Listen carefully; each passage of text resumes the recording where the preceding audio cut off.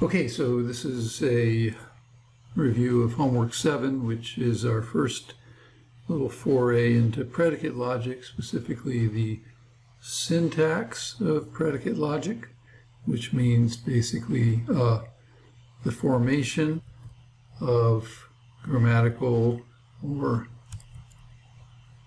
well-formed predicate logic formulas. Now we're approaching this intuitively first, so later on we'll actually talk about the formation rules for the language, but I think it's much more effective to sort of just jump in with a understanding of the parts of the language and show how to build these sentences intuitively first. So I really am going to assume that you've engaged the material and that you know the names of all those parts and how they work. I will make passing explanatory comments here, but I'm not going to give you a long or even a short summary of all of the different aspects of the language. Okay, so the first sentence to translate here is Donald loves Harold. So in predicate logic, Donald is a name and Harold is a name, and we represent those with small or lowercase letters. Loves, on the other hand, is a predicate. It's specifically a two-place predicate, or what we often call a relation or a binary relation between two objects. So the way we represent this in predicate logic is we write loves, capital L. So we use capital letters for predicates. Now this can be a little confusing because in propositional logic we also use capital letters. So at the end of the day we start restricting propositional logic formulas to the back of the alphabet, and predicates we take more from the front of the alphabet. That's something we won't always observe because we'll often sometimes just use the context to know when we're dealing with a propositional logic formulation or a predicate logic formulation. Okay, so Donald and Harold are represented with lowercase letters, so we'll write this as loves Donald Harold, right? So of course we could have written this in other ways. There are other systems that do write it in other ways, but this is the way we write it, and it's the most common way. Now, Donald loves Hyraxes sounds very much like Donald loves Harold.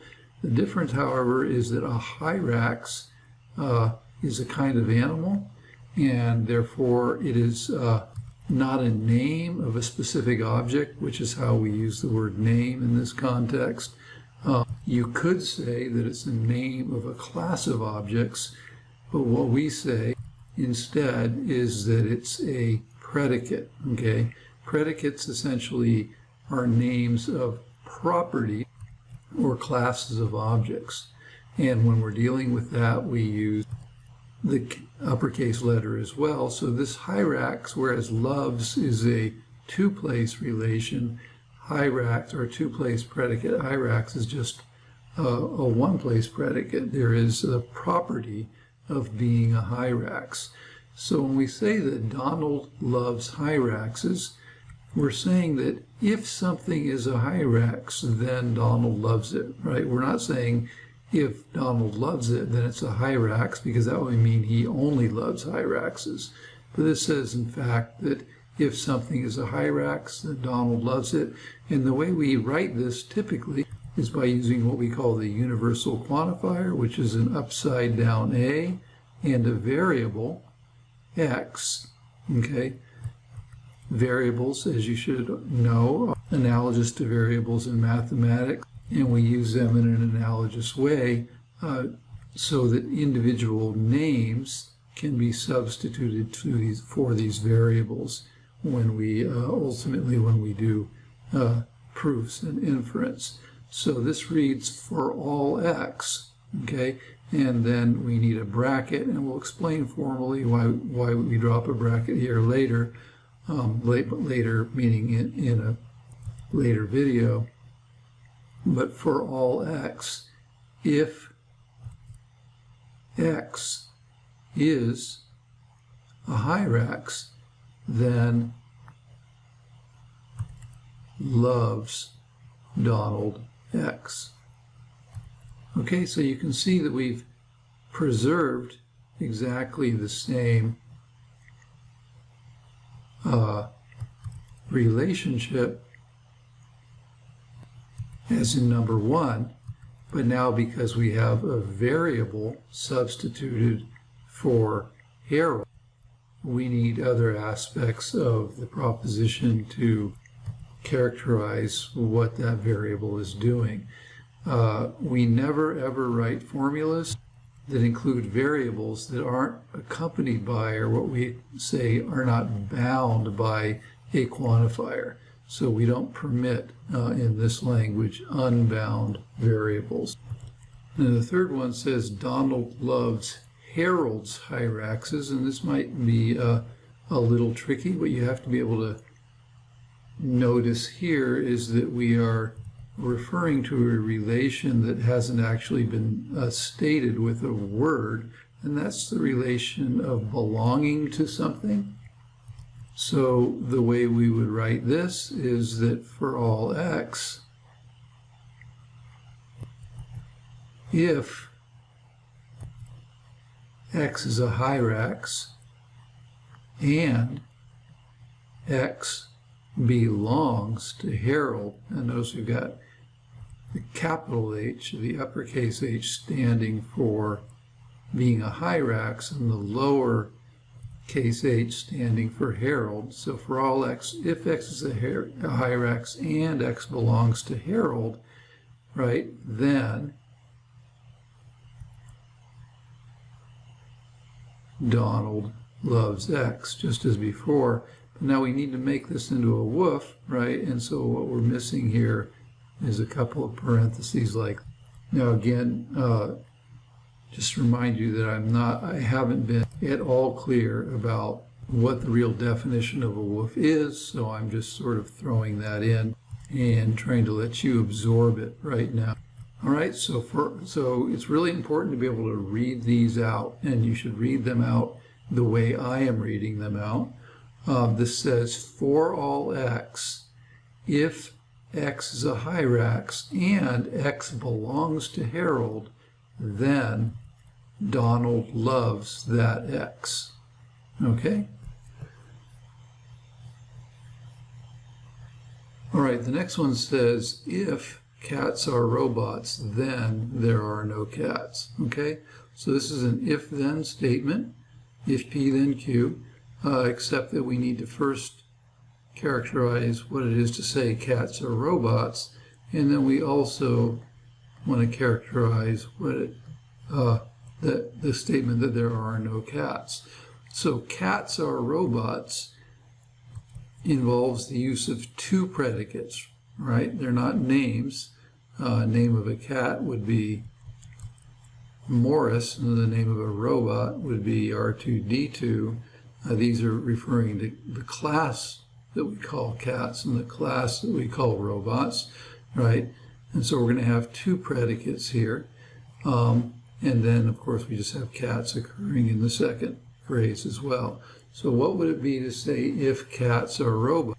First, characterize what it is to say cats are robots, and that's something we would do as follows.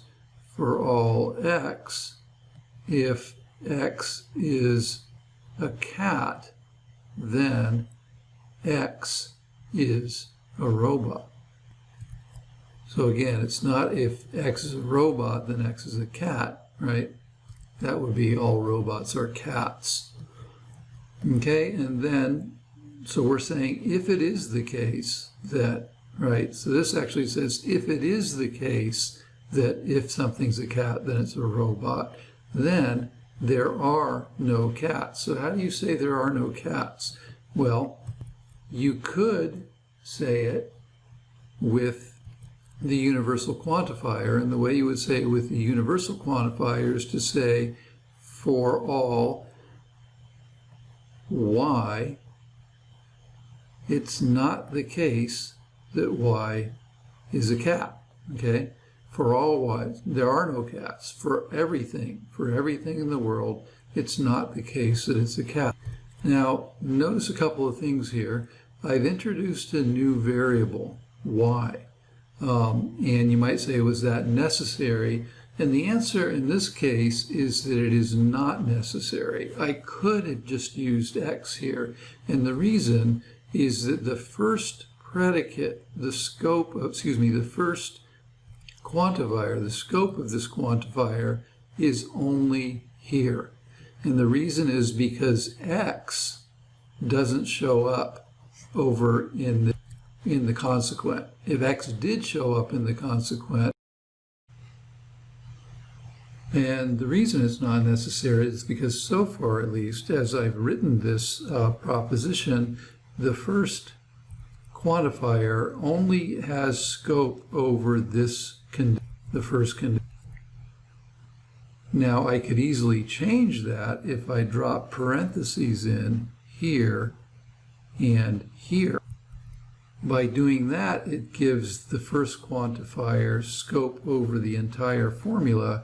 And so if I had used x here, it would have introduced an ambiguity, because both of these quantifiers would be fighting for scope over the second x. So in this particular formula, I didn't need to put y in here. I could have also used x, but it's still a little confusing to read that way. So I put y in just to make it more intuitive. Now, if I wanted to make, it's okay to leave it in this way, but if I wanted to make it into a complete woof, I'd say, well, this is a conditional. Propositional logic rules require me to have brackets here and here. Now, all that said, there's another way to write this formula, which is a little bit more natural, and that's to use the existential quantifier. And the existential quantifier, as you know, is written as a backward E. And we usually, when we're reading it, we usually say there exists, right? And so the other way to say there are no cats is first to say there are cats. And if we want to say that, we'd say there exists a y such that y is a cat, right? There exists a y such that y is a cat. And then we would put a negation on the outside, right? So we would read this as, if for all x, if x is a cat, then x is a robot, then it's not the case that there exists a y such that y is a cat, i.e., there are no cats. Now, we wouldn't write it like this. That is a perfectly well-formed formula, as we'll learn later, but the way you would read this is there exists a y such that it's not a cat. So if we used this translation, then the whole sentence would say, if cats are a robot, then something is not a cat, right? And that's not what that sentence says. Okay, Mabel loves cats. You should, if you were having trouble with the earlier one, you should now know how to do this one, right? You would say, loves Mabel cats, right? Very simple, right? Or did you catch me, right? You should have caught me, because cats is not a name, right? It's a property. So this is the sort of thing that you're just going to have to pay a lot of attention to at first. If you didn't catch me, if you said, yeah, that's right, then you haven't digested this yet. So what we're really saying here is that for all x, if x is a cat, then Mabel loves x, right? So it's just like number 2 above. Now that we've introduced the existential quantifier, though, you might be wondering, is there a way to do it with the existential quantifier? And the answer is yes.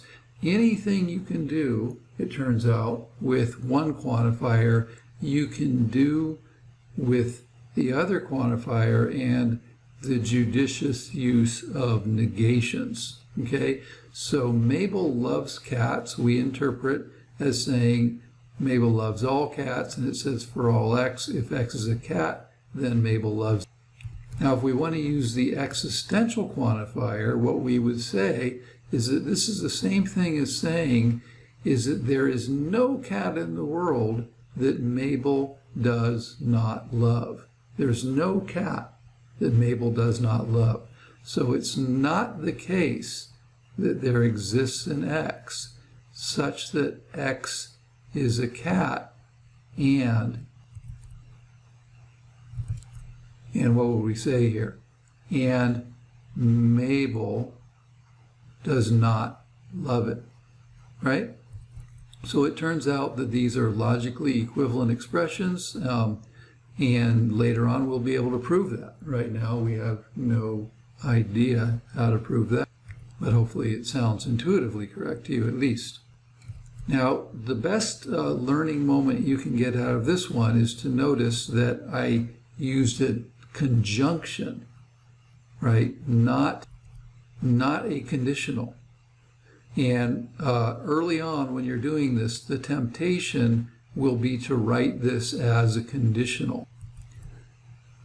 So that's all I'm going to say now. I'll have other examples where I can explain this more clearly. But basically what you want to know is that if you're trying to create a logically equivalent expression using negations and the other quantifier, usually one of the operators, the binary operators, are going to be different too. Okay, the next one says, everyone loves Mabel. Now, in English, when we say everyone, we are almost always implying that we're talking about people, and it would be normal, if you were going to be really explicit, to say, well, that must mean that we have to first say something like, if something is a person. And that would be right. That shows that you're thinking. But in order to keep things simple, unless I actually specify that I want you to do otherwise, you can treat everyone as simply equivalent to everything. Okay? So that's just a simplification that we're using here. It's of course not true to say everyone just means everything. That's just how we're going to interpret that particular pronoun for the time being. So what does it mean to say that everyone loves Mabel? Well, let's do it two ways. The first way would be to say for all x loves x Mabel, right? For all x, x loves Mabel. It wouldn't be for all x, Mabel loves x, right? That would be Mabel loves everyone. So for all x, x loves Mabel. The other way would be to say there's nobody who doesn't love Mabel, right? So it's not the case that there exists an x such that not x loves Mabel. A double negative. You know, that's not good form when you're writing, typically, but these are logically equivalent expressions. Okay, so number 7 says Mabel only loves cats. Let me write down a suggestion here. Mabel only loves cats for all x. If Mabel loves x, then x is a cat. Does that seem right to you? Or rather, should it be for all x, if x is a cat, then Mabel loves x? Which one of those is it? Well, it's definitely the top one, right? Mabel only loves cats is telling us that cats are the only thing that Mabel loves. So if Mabel loves it, then there's something you know, and that is that it's a cat. Mabel is a cat freak and also a misanthrope. Okay, the next one says Mabel loves PlayStation. The important thing to see here is that PlayStation is a name. Now, you could argue a little bit about this. I mean, you could say, no, I don't think so. I think like there's all sorts of different types of PlayStation. And okay, but basically, PlayStation is the name of a product. The class of objects that it belongs to is game console. This wouldn't be a big mistake, though, if you decide to represent PlayStation as a class of objects, but what I'm going to do here is just go L, M, P, okay? And just to make that clear, it's L, little m, little p. Okay? Someone walks. Again, treat someone like something, right? So someone walks. This one is best characterized using the existential quantifier, right? So there exists an x such that x walks, right? So go ahead and stop the video and write it using the universal quantifier as well, right? So it's not the case that for all x, it's not the case that x walks, okay? Someone walks. Something is a walking thing. So there exists an x such that x walks. In other words, it is not true, it is not the case that everything is such that it does not walk. Okay, the next one says someone walks but does not talk, right? So someone, something, there exists an x, right? Such that what? How about there exists an x such that if it walks, then it talks. How does that sound? Oh, that clearly sounds bad because I didn't capture the negation. So we need to change this to does not talk, right? So there exists an x such that if it walks, then it does not talk. Okay, so is that right? So the answer here is no, right? But just means and in logic. So we need to change that to and, right? Someone walks but does not talk. There exists an x such that x walks, and it's not the case that x talks. 11 says, John's hairdresser knows all of his secrets.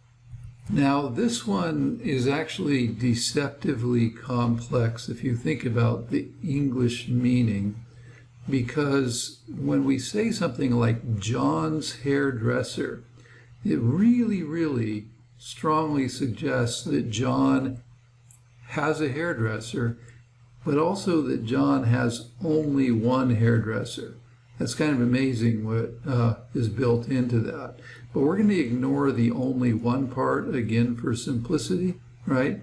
So we won't capture that right here. If you tried to capture that, that's very good. So what we want to say is there is someone or something that is the hairdresser of John, right? So we're going to say there exists an x such that x is the hairdresser of John, and, right, for all y, if y is a secret of John, then what?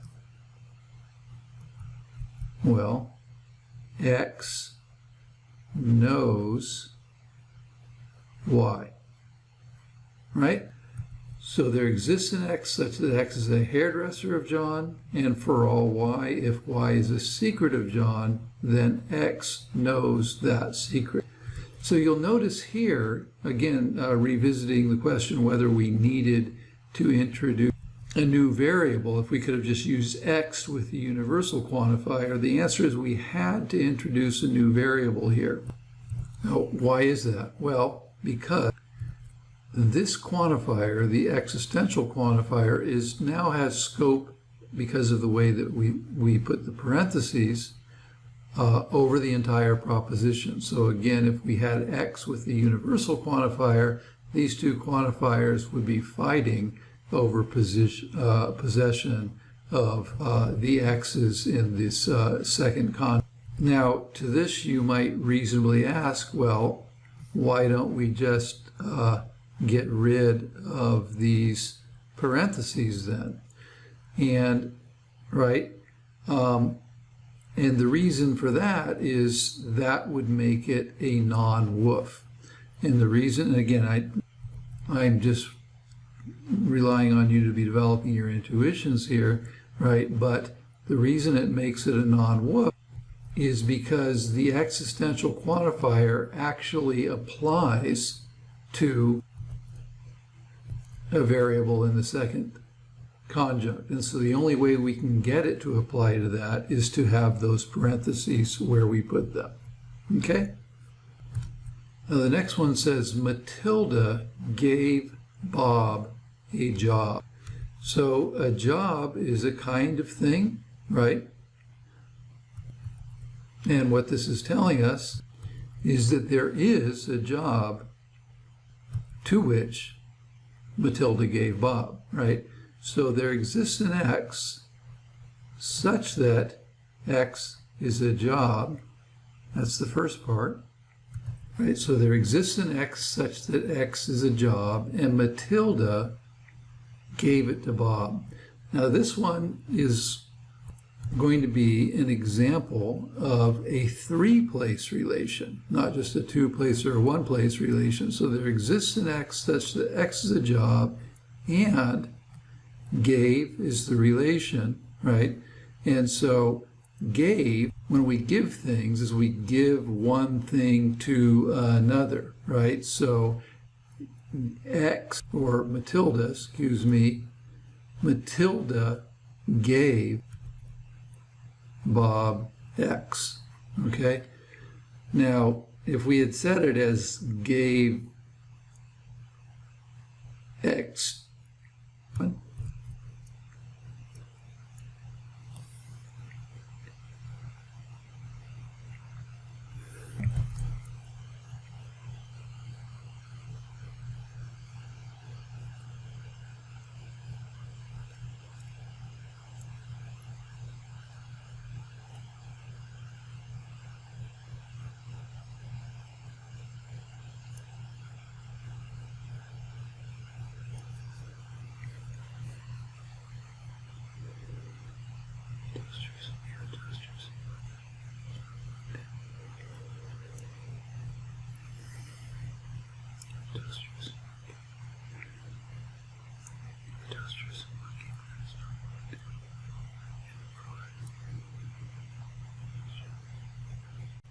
if the original sentence had said Matilda gave a job to Bob, then we might have put the B and the X in a different order. That's not really that important. What is important is that this is a three-place predicate. So the next one, 13, says if a toaster isn't working, then it's not plugged in, right? So if something's a toaster, now weirdly, right, when I say if something is a toaster, it sounds like maybe it's the existential quantifier. So you don't want to track with that. That's just, this is in English, that's the same thing as saying if anything is a toaster, right? So if something's a toaster and it's not working, then it's not plugged in, right? So for all x, if x is a toaster and it's not the case that x is working, then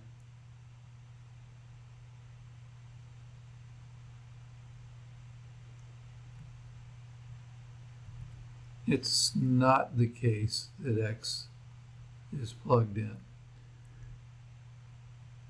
This is kind of a suspicious translation, actually, because plugged in really sounds like a relation, and we might have said that it's not plugged in to the outlet, right? If it had said plugged into the outlet, then we would have had to make this a bit more complicated, have a predicate referring to an outlet, etc.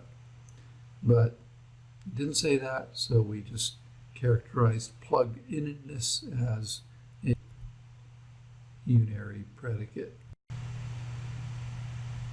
Okay, and number 14 is Janice works for Google. So the only thing you have to be able to realize here is that Google is the name of a company, right? So works, right? Janice works for Google is all that says. All right, so we get to the other side, and hopefully you now see pretty clearly that numbers 15 and 16 simply mirror numbers 1 and 2. So Maylin and Todd are names. Avoids is binary relations, so A, M, T. Oops, that's bad. And then Maylin avoids toads, right? Toads that's not a name, that's a class of objects. So in this case, we would say for all x, if toad x, then avoids Maylin x, right? No, not right. Avoids Maylin x. Okay?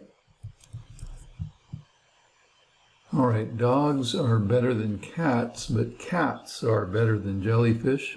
So here we have 3 classes of objects. We have dogs, we have cats, we have jellyfish, and we also have the better than relation. So with 3 distinct classes of objects, you're going to need 3 quantifiers. And in this case, they're all going to be universal quantifiers because there are no existential claims. So it would be unnecessarily complicated to put these to use existentials and negations here. So for all x and for all y and for all z, if we say that x is a dog and y is a cat, and parentheses there, and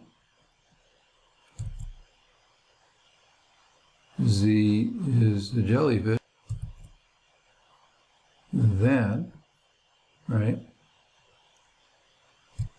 dogs are better than cats, so x is better than y, but, which means and, y is better than z. Okay, conditional, put your parentheses here. Right, check it for all x and for all y and for all z. If x is a dog and y is a cat and z is a jellyfish, then x is better than y and y is better than z. So if you just reflect on this for a little bit, you might have not quite understood that this is a conditional, and just ask yourself what it would mean to have put an ampersand here. So this just changes the meaning of this dramatically, right? What does this say? It says for all x, for all y, and for all z, x is a dog and y is a cat and z is a jellyfish, and x is better than y and y is better than z. So that essentially says everything is a dog, is a cat, and is a jellyfish, and everything is better than itself 2 different times. Okay? So just one change of that operator turns it from something that is comprehensible to something that is crazy. Okay, there is some cat that is worse than a jellyfish, so there is some cat, clearly an existential claim, and worse than a jellyfish, okay, a specific jellyfish, so another existential claim. So how would you do that? There exists an x and there exists a y such that, right, x is a cat and y is a jellyfish, and what? X is better than y. So again, let's think about this. As I said earlier, it's very common to think that that existential claims like this involve the conditional. So what would it have done if you had put a conditional here?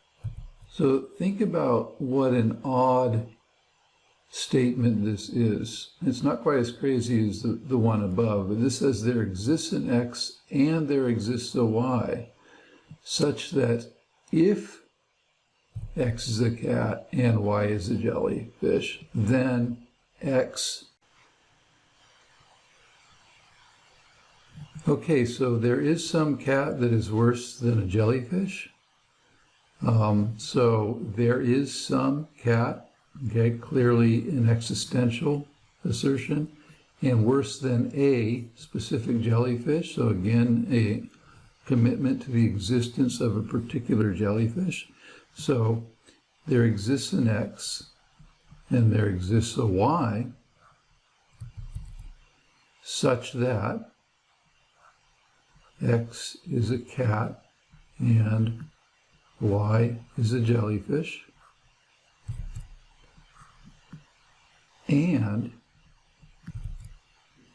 the cat X is worse, is worse than Y, the jellyfish. Okay, so once again, let's explore what would have happened if we had used the wrong operator. And in this case, the obviously wrong operator, but also tempting operator would have been the conditional.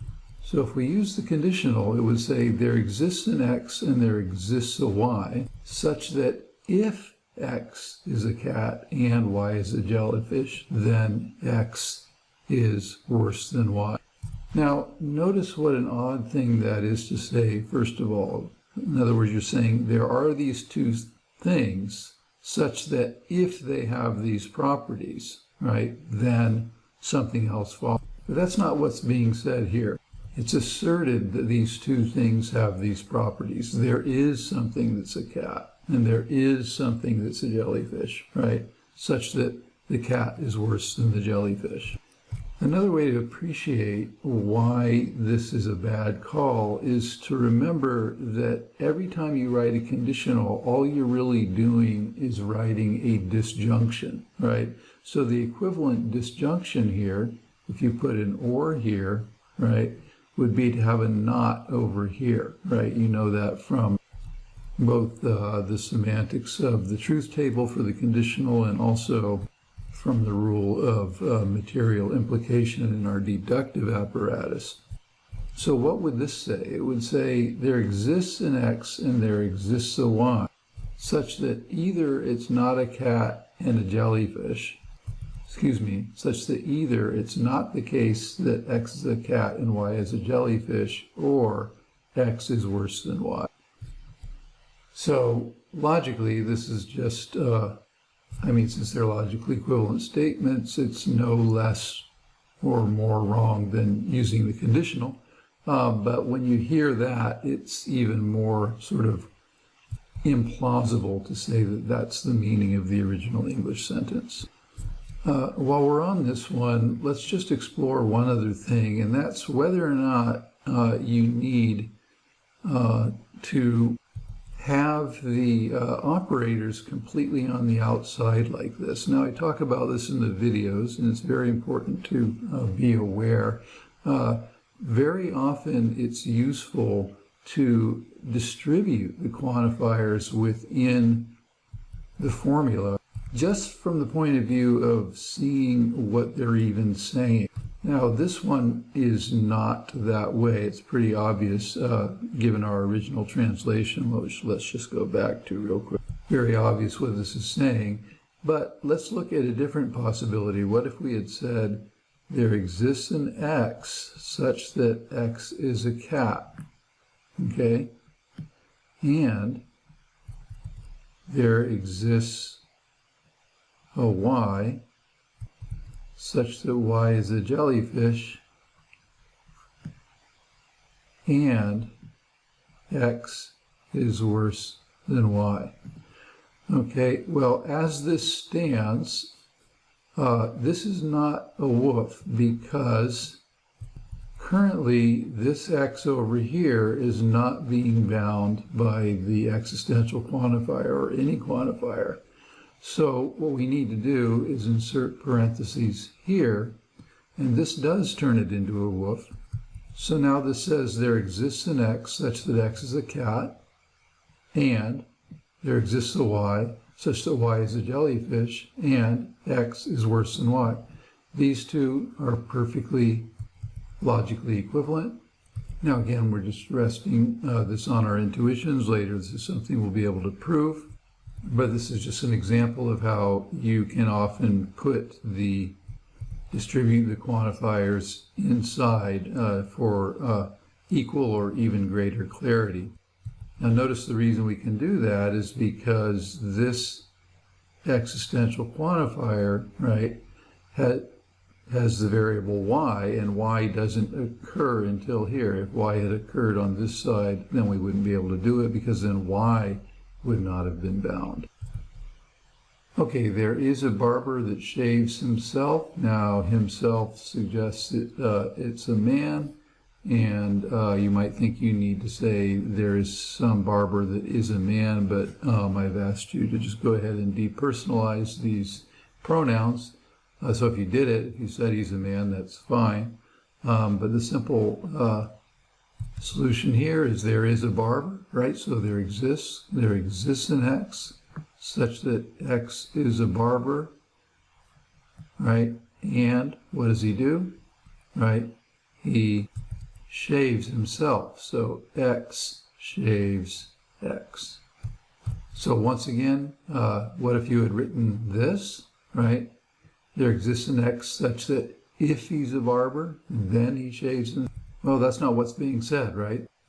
And similarly, what's also not being said, which would have to be logically equivalent, is there exists an x such that x is not a barber or he shaves himself, right? So these are just the wrong interpretations. I don't mean to suggest, however, that these are always wrong interpretations. I don't mean to suggest, for example, that you should never pair the existential with the conditional. I will say that in English it's a little, those kinds of sentences are a little bit peculiar, but let's just look at one on the side where it would be right to do that. So suppose it said there is a barber who shaves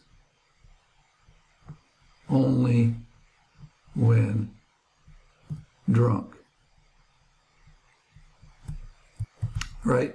There is a barber who shaves only when drunk. How would you write that? Well, suppose you generalized my advice about the and said, well, that means there exists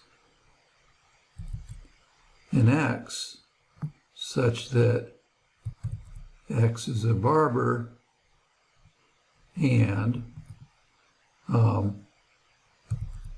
x shaves here, shaves is going to be represented as a predicate rather than a relation. There exists an x such that x is a barber and x shaves and x is drunk. Now you can hear that's not right? It's not picking up the conditional nature of this. This just says that there exists something that's a barber and he shaves and he's drunk. Okay, so that wouldn't be right. We actually do need the conditional in combination with the existential here. So a nice way of writing this would be there exists an x such that x is a barber and if x shaves, then x is drunk. Okay, that's the way you would treat the only. And if we want to do a less complicated one, just imagine a sentence like,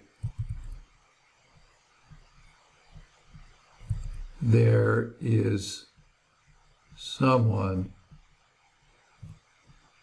who is angry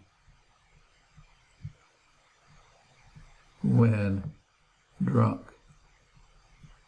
right?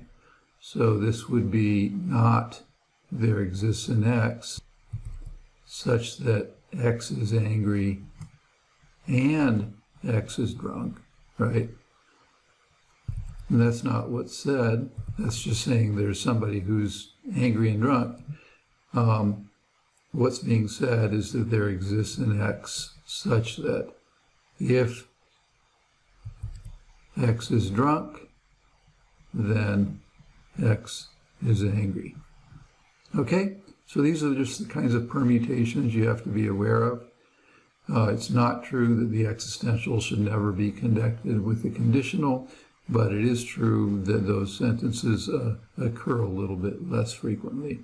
Maybe they occur less frequently because we just choose them less. I don't know. I don't have any data for you on actual rates of occurrence in the English language.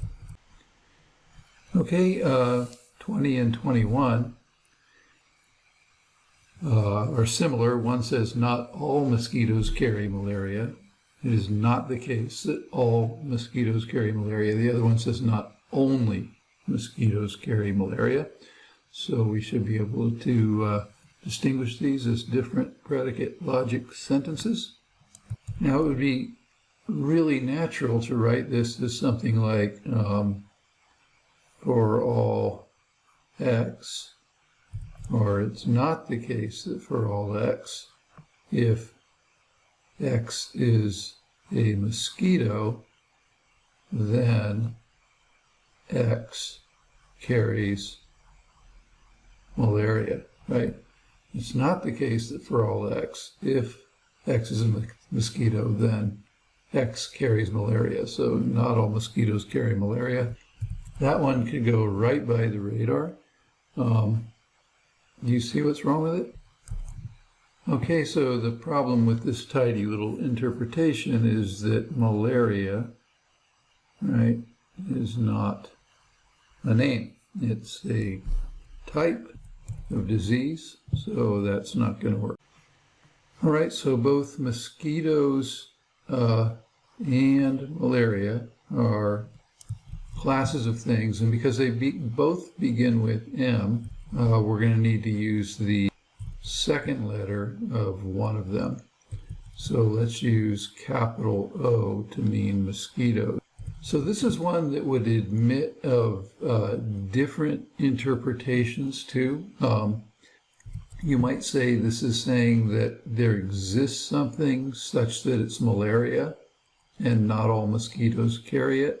Or you might say for everything that's malaria, it's not the case that all mosquitoes carry it. So either one of those would be okay. Let's focus on one of them, and I'll just choose the universal quantifier here. So for all X, if X is malaria, then it's not the case that for all Y. And notice how much more transparent it is and natural for me to have put the second quantifier inside the formula rather than to stacked it up outside. If I put it outside, it would have been a lot less clear what this is really saying. So for all X, if X is a mosquito, if X is malaria, then it's not the case that for all Y, if Y is a mosquito, then Y carries X. Now, if we had chosen to say this with the existential quantifier, we would have said there exists an X such that X is malaria, and it's not the case that for all Y, if Y is a mosquito, then Y carries X. So either one of those is perfectly good. And let's just also take time to note that another perfectly good way of saying this would have been to use the existential in the consequent. And if we had used the existential in the consequent, we'd say for all x, if x is malaria, then there exists some y such that y is a mosquito, and, not if then anymore, but and it's not the case that y carries x. These are logically equivalent formulas. So the first one says it's not the case that for all y, if y is a mosquito, then y carries x. And what that entails, and is logically equivalent to, is that there is at least one thing that's a mosquito and it doesn't carry it. All right, so what's the difference between that and not only mosquitoes carry malaria? Well, let's just go ahead and stick with the universal again. So for all x, if x is malaria, then not only mosquitoes carry. So one way of saying this would be, well, that means that there is something that's not a mosquito and it carries it, right? So you could do it with the existential. There exists a y such that y is not a mosquito and y carries x. Notice the difference between this one and this one. And you could also say for all x, if x is a mosquito, then it's not the case that for all y, if y carries x, then y is a mosquito. Okay, these last examples, 20 through to 25, I've stipulated involve the use of identity. So you want to have definitely made sure to engage the video on identity. Identity is effectively the equal sign, and it's very important to understand that this is really just a relation, a binary relation that we treat in a special way, and this happens for other relations too that we'll encounter in the future. So just as a brief recap, and this is by no means meant to substitute for engaging the video, you really got to do that. Just like we say 2 plus 3 equals 5, we might say Melvina is the person at the bus stop. Okay? Now, this use of is equals, right? Melvina is identical to the person at the bus stop. This is very different than when we say something like Melvina is super angry with her logic teacher, right? This is what we call the is of predication. We're not saying Melvina is identical to someone who is super angry with her logic teacher. We're saying Melvina has the property of being angry in this fashion. So in English, we distinguish between the is of identity and the is of predication. And so now we're introducing the is of identity. And it's important to understand that identity is a relation. We could have just said, look, suppose I said Melvina is Vina. in other words, we're saying that she just uses both of these names, then if we didn't have identity, we might just say, well, I am A, or say I am I. We want to choose V because V is a variable typically.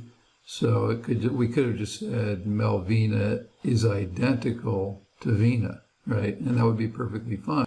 But instead of doing that, for reasons that'll become clear as we progress in this course, we say, well, actually, identity is such a special relationship that we're actually going to treat it differently. We're going to put it in the middle. And so the way you're going to say this is M equals I. Okay, and that should be very natural and familiar because that's the way you're used to using the identity relation. But it's important to understand that the identity only holds between objects in our language. It doesn't hold between predicates. It doesn't hold between propositions. So if you were in propositional logic, you would never say P equals F. In predicate logic, you would never say PA equals for all f of x. Okay, that's just not the way identity is defined in predicate logic. So what you can say is something like, well, M equals, and you can also make this relation hold between variables.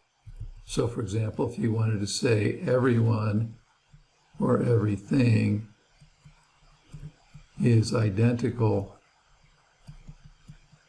to itself, right, you would say for all x, x is identical to x. Okay, so like I said, that's just a brief review, and please don't try to make it sufficient for your understanding of identity. Okay, so it turns out that identity is very useful in capturing a lot of English sentences, and in fact it's necessary. There's no way to do it without identity, and these are examples of some of them. So this one says Dave is the only capybara, and this use of the word only is different logically than our previous uses. So this tells you that, first of all, that Dave is a capybara, right? So we can say that, capybara Dave. But then it tells us that he's the only one. Now, what does it mean to say that he's the only one? Well, the way that we can capture this using identity is very clever. We can say for all y, if y is a capybara, then what? Well, then y is identical to Dave. That's what it means to say that Dave is the only one. So Dave's a capybara, and if you think you see a capybara, that's Dave, guaranteed. Now, suppose we wanted to say there are other capybaras besides Dave. Okay, well, the way we're going to read that is there's at least one other capybara besides Dave. So again, we're saying that Dave is a capybara, but now we're actually saying there exists an X such that X is a capybara and what? Right? Think about it. X is not equal to Dave. X is someone else, right? So the way we say not for now, later on we will change this, but for now we say it's not the case that X is identical to Dave, right? So Dave is a capybara, and there exists an X such that X is a capybara, and it's not Dave. Okay, so that guarantees us of at least two distinct capybaras. So how would we say there is exactly one capybara? Well, that's just kind of a generalization of number 22. It's not Dave, right? But we can say there exists an X such that X is a capybara. And then what do we need to add to that? Well, we need to add that everything that's a capybara is identical to that x, right? So what we'll actually say is, for all y, if y is a capybara, then y is identical to x. And then we want to inspect to make sure that this is a woof and consistent with what we've been saying before, right? We need to make sure that there are no unbound quantifiers. Here, x is over here, and the existential is only applying to this formula so far. So we need to make sure we insert parentheses.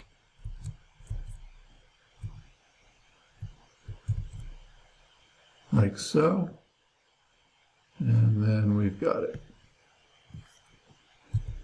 So, a slightly more challenging one. Dave is the most insouciant capybara. Okay, so this is what we call a superlative, right? Dave is the most insouciant capybara. And the way we capture the superlative is by using a more than relation. And so what we want to say here is, just as before, we want to make sure we capture that Dave is a capybara. And now, of course, we're not limiting the number of capybaras that exist in the world, but we just want to say that if anything else is a capybara, then Dave is more insouciant than it. So Dave is a capybara, and for all x, if x is a capybara, and now we've got to remember that we need to distinguish this x from Dave, right? So we need to actually say for all x, if x is a capybara and it's not the case that x is identical to Dave,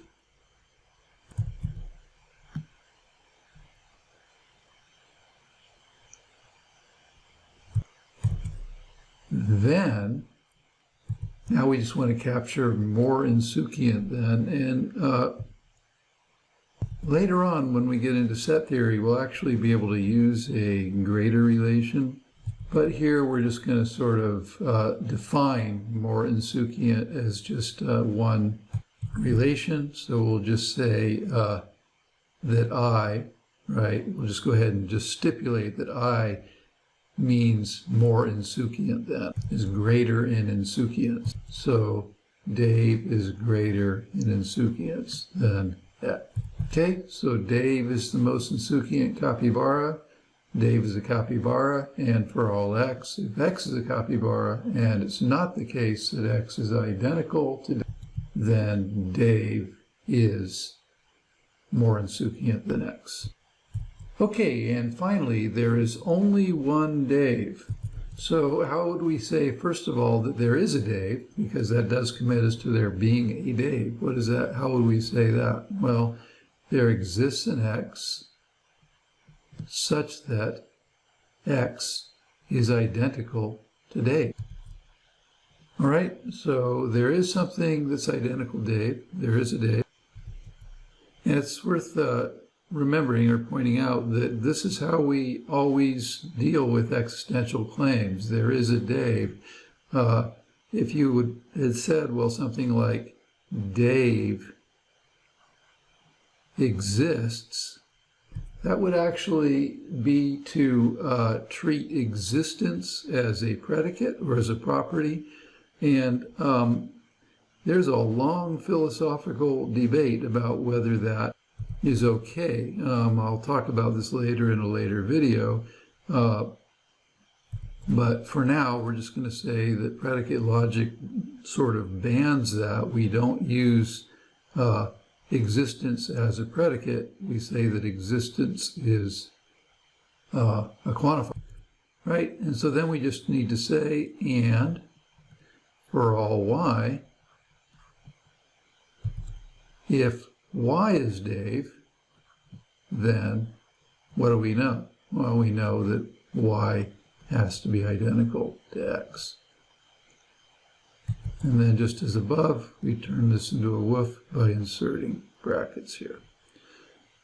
Okay, so that's a review of our first introduction to the syntax of predicate logic, and we'll get even more practice in the next assignment.